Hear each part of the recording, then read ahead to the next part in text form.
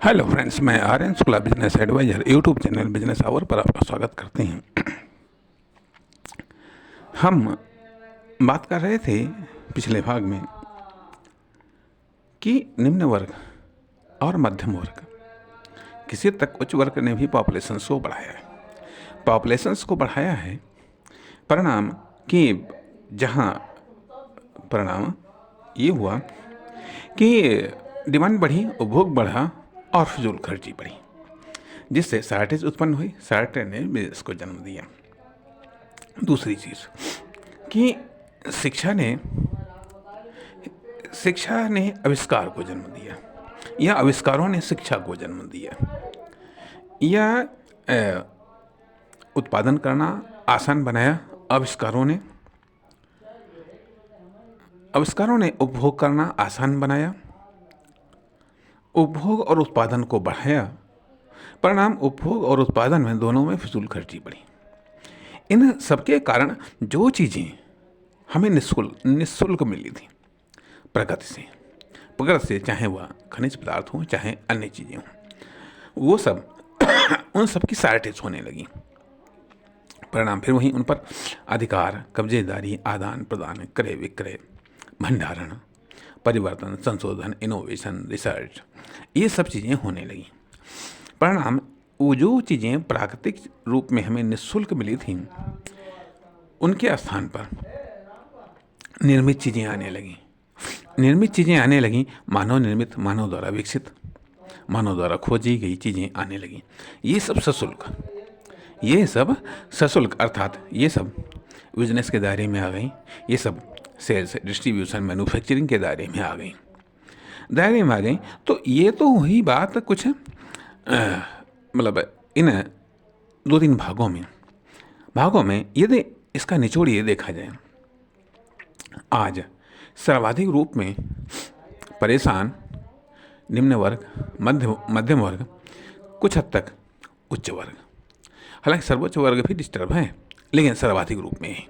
कहीं महंगाई की समस्या, कहीं बेरोजगारी की समस्या, कहीं लाइन की समस्या, कहीं भीड़ की समस्या, कहीं हेल्थ की समस्या, कहीं तमाम प्रकार की समस्याओं से ये सब जूझ रहा है। तो इसके लिए, और सबसे बड़ी बात यह, इन चीज़ों के लिए दूसरे को जिम्मेदार ठहरा रहा। कभी सरकार को जिम्मेदार ठहरा रहा, कभी भगवान को जिम्मेदार ठहरा रहा, कभी किसी को जो है। लेकिन ये मालूम होना चाहिए कि जब पॉपुलेशन हमने बढ़ाया, डिमांड हमने बढ़ाई, कंजप्शन हमने बढ़ाया, फिजूल खर्ची हमने बढ़ाई है, और चालाकी और मक्कारी, या कह लीजिएगा इस प्रकार की चीज़ों को हमने बढ़ाया। ऐसा देखने में आता है अरे सरकार ने कोई सुविधा दी, चाहे वह नाली की हो, चाहे वह जगह की हो, चाहे जो कुछ भी हो, लेकिन उसको उस रूप में नहीं रहना। अगर उसका जरा सा भी यदि स्वार्थ हल हो रहा है तो उसको दिक्कत कोई नहीं। अक्सर करके ये देखने में आता है कि एक छोटा सा उदाहरण हम देना चाहेंगे। ऐसा हर लेवल पर, अलग अलग जगहों पर आता है कि नाली बनी हुई है, पास में थोड़ी कूड़ादान भी रखा, नहीं, कूड़े में नहीं डालना है, वो नाली में कूड़ा भर देना, किसी हद तक पाट देना, किसी हद तक बस चले तो पाट देना, तालाबों को, नदियों को पाट देना, नहरों को पाट देना, कब्जा कर लेना है, जंगल, पेड़ पौधों को काट डालना है। अरे समस्या तुम पैदा कर रहे हो, भुगतोगे कौन? अर्थात जब हम पॉपुलेशन को बढ़ा करके उपभोग को बढ़ाएंगे, डिमांड को बढ़ाएंगे, लेकिन सप्लाई तो उस रूप में नहीं बढ़ेगी। प्राकृतिक संसाधन एक बार में जितने आ गए उतने आ गए। पॉपुलेशन बढ़ने के साथ ही साथ प्रत्येक व्यक्ति पर जो मात्रा है वो कम होती चली जाएगी। हम ये कहते हैं कि आविष्कारों से, खोजों से हम प्राकृतिक संसाधन को नहीं बढ़ा सकते हैं, उनके रूप को बढ़ा सकते हैं। और उनके रूप को बढ़ा सकते हैं यदि हमने कहीं पर कुछ और किया तो उनकी क्वालिटी डाउन हो जाएगी। आज विभिन्न प्रकार से चाहे फल में हो, चाहे सब्जियों में हो, चाहे अनाजों में हो, बहुत बड़ा परिवर्तन आया। परिणाम उनकी क्वालिटी में भी तो परिवर्तन आया है, उनकी क्वालिटी में भी तो परिवर्तन आया है, और उसके चक्कर में हेल्थ डिस्टर्ब होती है, चाहे वो मानसिक हेल्थ हो चाहे अन्य प्रकार की हेल्थ हो। तो कहने का अर्थ यहाँ पर यह बनता है कि जो प्राकृतिक चीज़ों को, जो प्रकृति ने हमको निःशुल्क दिया, उनको जब हमने डिस्टर्ब किया, वो हमको डिस्टर्ब कर रही हैं, अर्थात वो आर्टिफिशियल में आ गए और आर्टिफिशियल हमको डिस्टर्ब कर रहा है। अब इसका परिणाम क्या हुआ? इसका परिणाम क्या हुआ? नंबर 1 पर तो आती है एज और हेल्थ। एज, हेल्थ, हैप्पीनेस, उत्साह, जोश,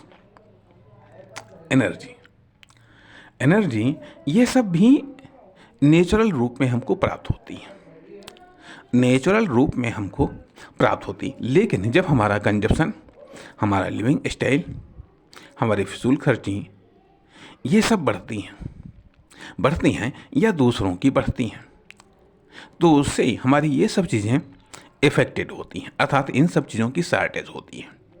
हमारे अंदर उत्साह नहीं रहता, हमारे अंदर आशा नहीं रहता, हमारे अंदर विश्वास नहीं रहता, हमारी दिमाग की कार्य क्षमता प्रभावित होती है, हमारी दिमाग की उर्वरा शक्ति प्रभावित होती हैं, हमारी शरीर की वर्किंग पावर प्रभावित होती है। साथ ही साथ ये भी प्रभावित होता है, हमारी एज प्रभावित होती है, हमारी वर्किंग लाइफ प्रभावित होती है, हमारे वर्किंग ऑप्शन से डिस्टर्ब होते हैं, हमें जो संभावनाएं प्राप्त होती हैं वो भी डिस्टर्ब होती हैं, वो भी बाधित होती हैं। ये सब चीज़ें निःशुल्क हैं, ये सब निःशुल्क हैं।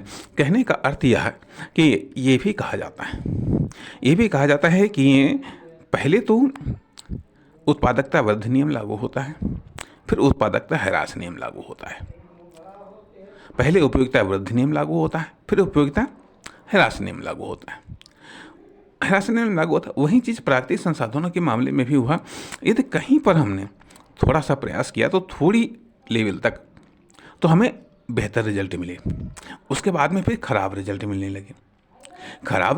लगे, अब दबाव बढ़ गया तो परिणाम खराब से खराब रिजल्ट मिलने लगे। अब वही चीज़ बिजनेस के दायरे में आ जाता है कि सारी की सारी चीज़ें जब बिजनेस के दायरे में आ गई, पहले तो कुछ महंगी हुई, अब धीरे धीरे महंगी होती चली जा रही, धीरे धीरे बहुत महंगी होती चली जा रही, और धीरे धीरे पहुँच के बाहर होती चली जा रही। कहने का अर्थ यह है कि मान लिया कि एक दौर में यदि हम बात करें तो हमारे पिताजी वगैरह के दायरे में संभवतः शायद 1-2 रुपये किलो देसी घी रहा होगा, 2 रुपये या 2 रुपये से भी कम में लीटर दूध मिलता था। आज के दौर में वो चीज़ 60-70-80 रुपये, लेकिन आप कह सकते हैं भाई लेबरी भी तो थी तब 2 रुपये थे, आवाज़ ये 300 रुपये हैं, 350 रुपये, 400 रुपये, 500 रुपये चल रही। ये सही बात, इनकम बढ़ी, हर चीज़ में महंगाई बढ़ी, लेकिन इन सब में गुणवत्ता प्रभावित हो गई। आप ये कह सकते हैं कि देखो तमाम प्रकार की मशीनों का आविष्कार हुआ, हाँ ये बात सही है। अर्थात जहाँ एक तरफ यह पहलू है कि प्रकृति के द्वारा जो चीज़ें निःशुल्क मिली थी आज वो सशुल्क मिल रही हैं और काफ़ी तगड़ा पेमेंट चार्ज कर रही हैं, साथ ही साथ जिन चीज़ों की मानव कल्पना भी नहीं कर सकता था, उन चीज़ों को मानव ने कल्पना किया और वो चीज़ें आदमी के हाथ में आ गई। वो चीज़ें अब आम आदमी को भी उपलब्ध हैं, वो सुविधाएं, वो फैसिलिटीज़। लेकिन कहने का अर्थ है कि अब आर्टिफिशियल फैसिलिटी, आज आर्टिफिशियल संसाधन मानव के पास में है, मानव की पहुंच के दायरे में है, लेकिन जो नेचुरल सोर्सेस थे, नेचुरल जो साधन और संसाधन थे, वो आदमी की पहुंच से बाहर होते चले जा रहे हैं।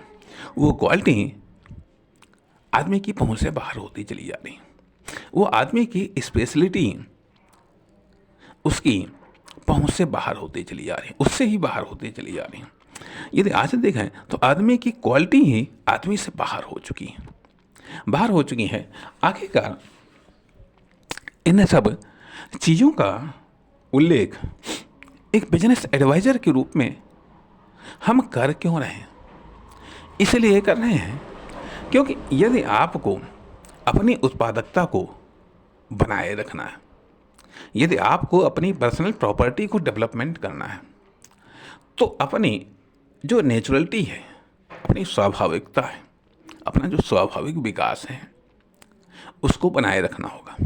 और उसको बनाए रखने के लिए अपना जो नेचुरल कंजप्शंस है, एक लिमिटेड कंजप्शंस परंतु क्वालिटी युक्त कंजप्शन, इसको बनाए रखना होगा। अर्थात आर्टिफिशियल कंजप्शन की रेस में नहीं भागना है, नहीं भागना है, क्योंकि जो हम कॉमर्शियल चीज़ों का जब हम उपभोग करते हैं या उनकी सेवाओं का जब हम उपभोग करते हैं, तो हम एक बिजनेस माइंड के तरीके से यदि हम उनका कंजप्शन करते हैं तब तो ठीक है।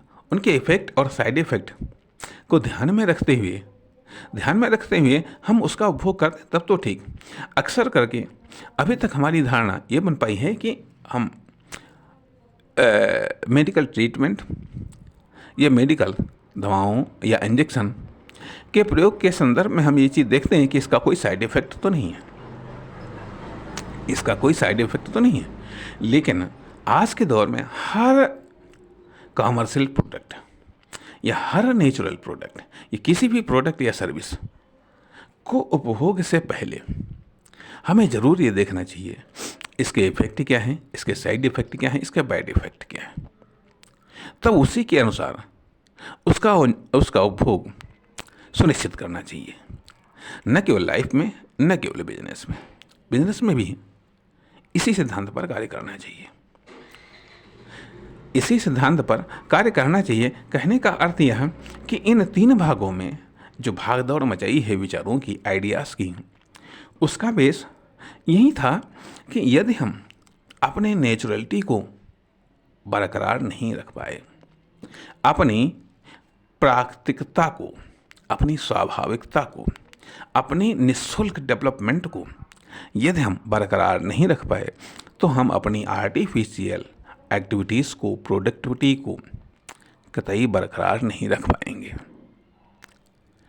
इसके लिए यदि हमने खुद रिस्पॉन्सिबिलिटी को स्वीकार नहीं किया, यदि अब हमने खुद अपने कंजप्शन को या फिजूल खर्ची को या उपयोग को यदि नियंत्रित नहीं किया, तो भी हम अपनी प्रगति को, हम अपने विकास को या हम अपनी स्वाभाविकता को बरकरार नहीं रख पाएंगे। अर्थात हम अपनी जो फ्री प्रॉपर्टी है उसको डेवलप नहीं कर पाएंगे। यह चीज़ हमारे स्वाभाविक विकास के लिए, या स्वाभाविक वृद्धि के लिए, यह स्वाभाविक रूप में स्वस्थ सुंदर जीवन यापन करने के लिए आवश्यक है। अर्थात तब हम भागेंगे आर्टिफिशियल हैप्पीनेस की ओर, आर्टिफिशियल उत्साह की ओर, आर्टिफिशियल आशा की ओर, जो कि क्षणिक होती हैं, तात्कालिक होती हैं। अर्थात आज कहा यह जाता है, आप कोई भी महंगी से महंगी वस्तु आप खरीद लाइएगा, कितने दिन खुशी मिलेगी? 1 दिन, 4 दिन, 10 दिन, 20 दिन, 50 दिन, 100 दिन, कितने दिन? फिर अर्थात फिर उसका उपभोग शांत, फिर उससे मिलने वाली खुशी शांत, फिर वो अपने आप में एक प्रॉब्लम बन जाएगी,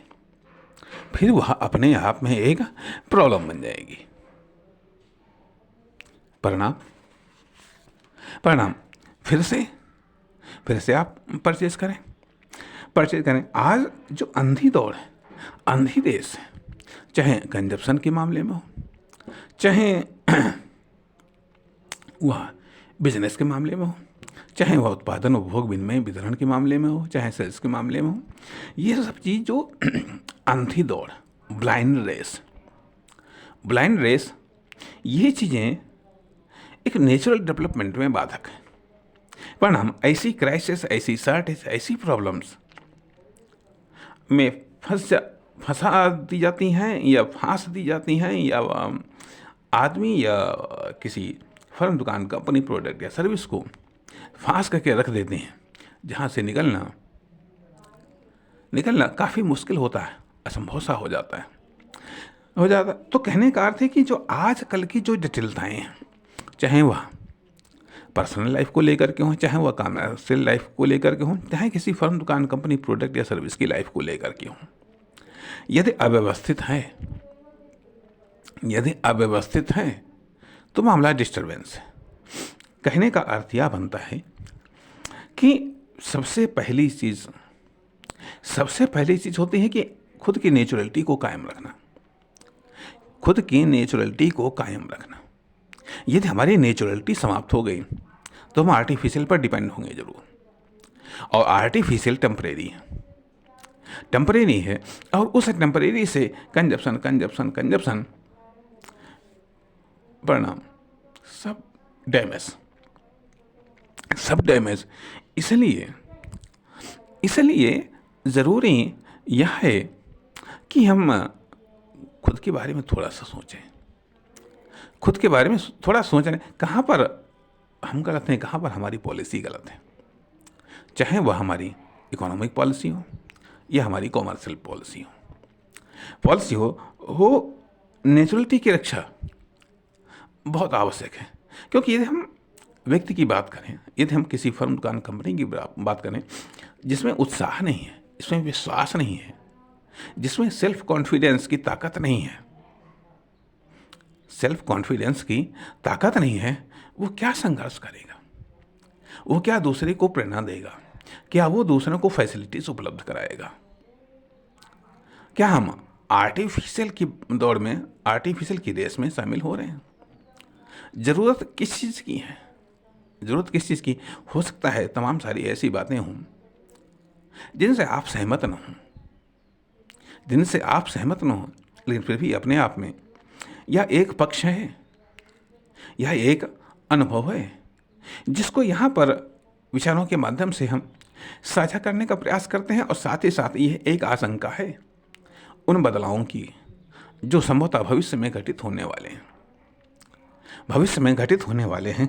कहने का अर्थ यह बनता है कि आज आर्टिफिशियल इतना अधिक हानिकारक हो चुका है कि पुनः उस नेचुरलिटी की तरफ भागम भाग हो रही है, उस नेचुरलिटी की तरफ दौड़ भाग हो रही, चाहे खान पान के मामले हो, चाहे रहन सहन के मामले में हो। हम और भी हो सकता है अगले वाले भाग में हम और भी उन चीज़ों के बारे में बताएं जो वास्तव में निःशुल्क, लेकिन आज वो कॉस्टली हो गई। नमस्कार, धन्यवाद।